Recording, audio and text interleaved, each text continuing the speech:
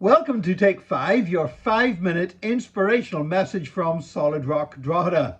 We are continuing to look through the books of the Old Testament, seeing in each book there's a fresh revelation of who Jesus is. And over the 39 books of the Old Testament, over a period of centuries, God gave this ever-increasing revelation and built the expectation for the coming of Jesus, the greatest build-up to Christmas that there has ever been. And today we're at the book of Jeremiah.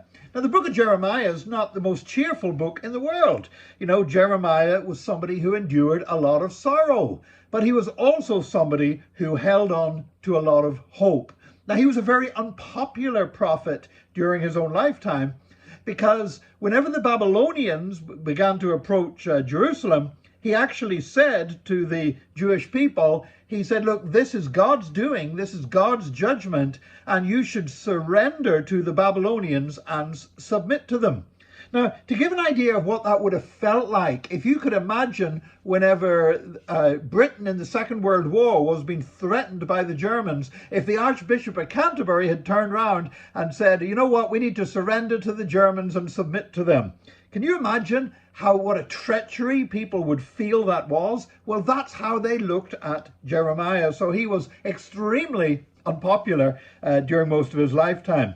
And yet he was, even though he recognized the hand of God, and even though he grieved over the destruction that was coming to Jerusalem, he was also full of hope. And in Jeremiah chapter 32, we see that whenever everyone else began to cotton on to how this was all going to wind up, that Jerusalem was going to be destroyed, obviously the property market collapsed, the economy collapsed, and we see God telling Jeremiah to go and buy a field. Now, why would anybody go and buy a field in a land that's about to be conquered and ravished and destroyed by a foreign army? Well, it was showing hope for the future, because now Jeremiah was there to prophesy that the people of God would one day come back to their land. And his buying that field was a sign of that.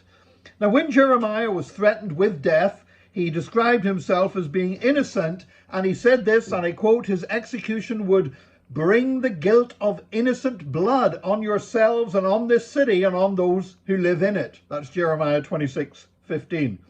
Do you know, Judas Iscariot used this exact same language whenever he was overcome by remorse and cried, I have sinned, for I have betrayed innocent blood. He now applied it to Jesus. And when Pilate condemned Jesus, he also made reference back to this part of Jeremiah when he washed his hands in front of the crowd to show that he was not responsible for the shedding of innocent blood. And the crowd responded with words that echoed what Jeremiah had said about anyone that would kill him. Let his blood be on us and on our children.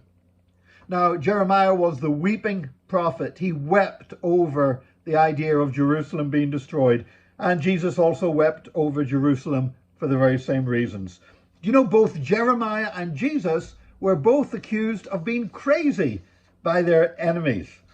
But Jeremiah also revealed that the Messiah would be both God and man. In Jeremiah 23, there's a prophecy that starts off by talking about the Messiah in human terms as David's righteous branch. That's Jeremiah 23:5.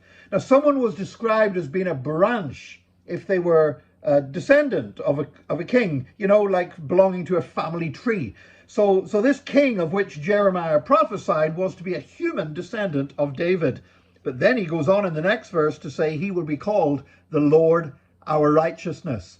I guess people in Jeremiah's day probably didn't understand that. How could somebody be a descendant of David and yet be the Lord our righteousness? But now we can understand it through the incarnation of Jesus.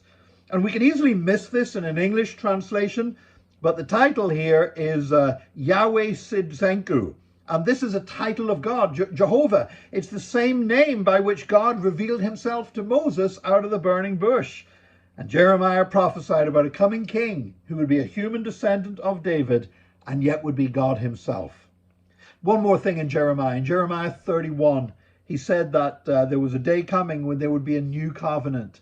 A covenant that would not be written on tablets of stone like the Ten Commandments, like the old covenant, but would be written on our hearts.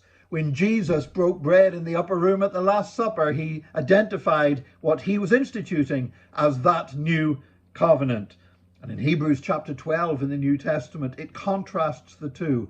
It contrasts the covenant that was founded on Mount Sinai and the covenant that comes from Mount Calvary and Mount Zion, which is a covenant of grace and love and forgiveness that speaks of better things than the blood of Abel.